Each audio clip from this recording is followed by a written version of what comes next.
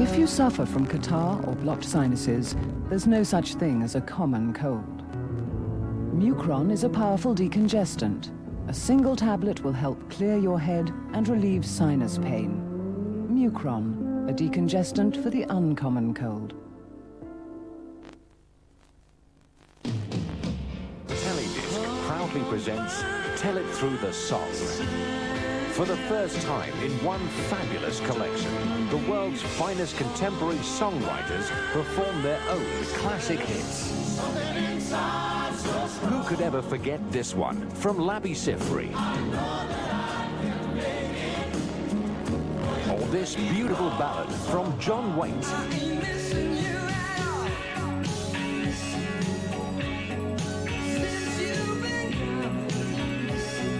Tell It Through the Song features 50 classic hits that inspired a generation. From Elton John's Candle in the Wind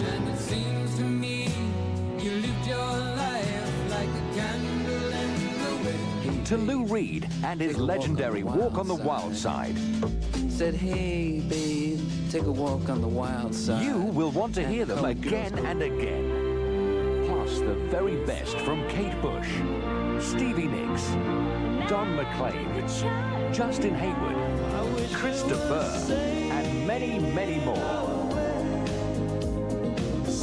Tell It Through the Song. 50 classic hits on 3 individual albums for only $21.99. 3 long-play cassettes for just $19.99, or 3 compact discs for only $24.99. However, Tell It Through the Song is not available in any shops, but here are details of how you can get your copy. Simply call us now on this number.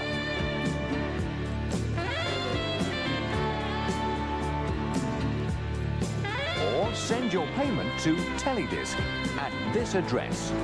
And remember, Tell It Through the Song is not available in any shops.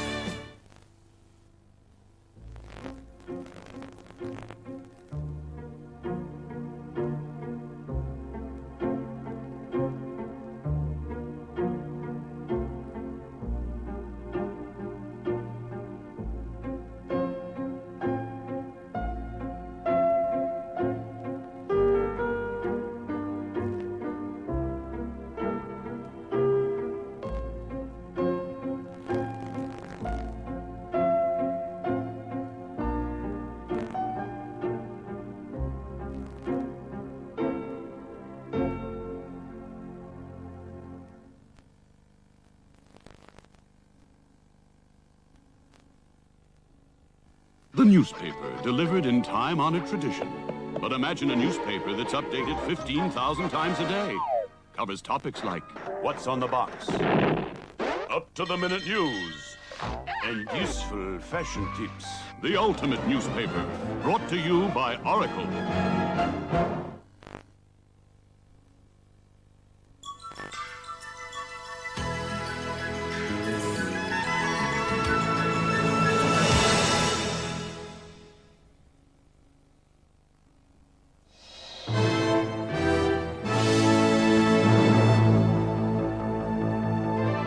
Call-up papers in the post for 400 reservists. Nearly 400 medical reservists are to be called up because of the Gulf crisis. It's the first compulsory call-up in Britain for 25 years. The government's been forced into issuing the orders because not enough volunteers came forward. Most will go to the Gulf, others to replace personnel in Germany. Troops already in the Gulf are to be inoculated against the use of biological weapons. 700 territorials and ex-service personnel drew their boots for Gulf duty, but it wasn't enough. The government had wanted up to 1,500, mostly medical reservists. They're settling for fewer than 1,100, including those conscripted. Issued with protective equipment, they start training next week, then most will head for Saudi Arabia. It's the biggest call-up since 1956, when British servicemen were sent to the Mediterranean in the Suez Crisis. Most of those to be called up are operating theatre staff and RAF auxiliaries to help fly casualties away from the battlefield. Iraq's Foreign Minister Tariq Aziz has again warned the United States that war will be a real bloodbath. Another 16,000 American troops have set sail for the Gulf on board 19 warships from ports around the U.S. It's the largest mobilization of the American Navy since Vietnam, and the last before the January the 15th deadline. The aircraft carriers America and Theodore Roosevelt led 17 other warships to the Gulf. Families fearing a full-scale war were on the quayside in Virginia to see their loved ones leave. Figures from the United States government overnight show the American economy is going deeper into recession.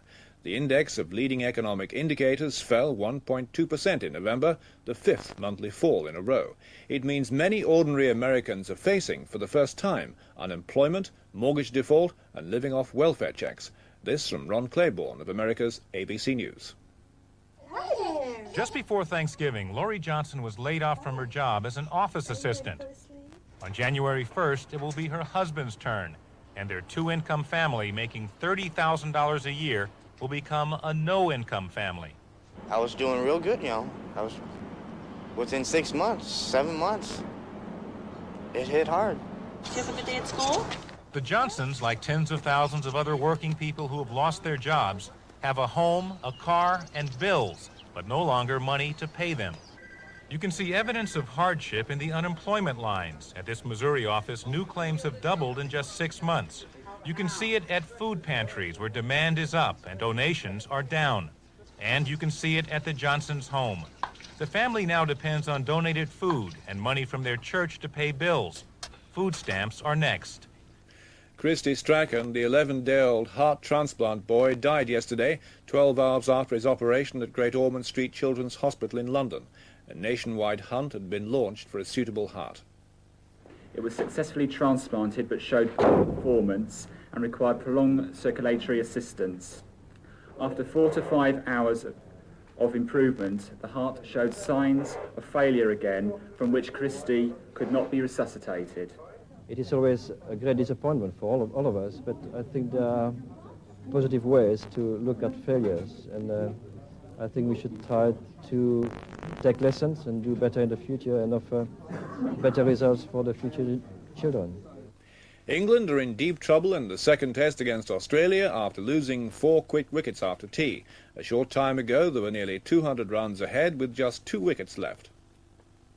This test match has taken quite a turn. Although England had lost an early second innings wicket, they brought the 100 up after lunch with Graham Gooch making 50. But then, in a spell of 14 balls, Bruce Reid took 2 for 7. He had the England captain chasing a widest delivery to be caught at slip 58, having faced twice as many balls. A quarter of an hour later, Reid found the outside edge of Smith's bat, and he departed, caught behind for 8. England were then 115 for 3, but the major blow was struck by off-spinner Greg Matthews. He dismissed David Gower without scoring. Gower went forward, playing for the spin that wasn't there, and Border took a simple pad and bat catch at silly mid-off. And that's the news so far this morning. Goodbye for now.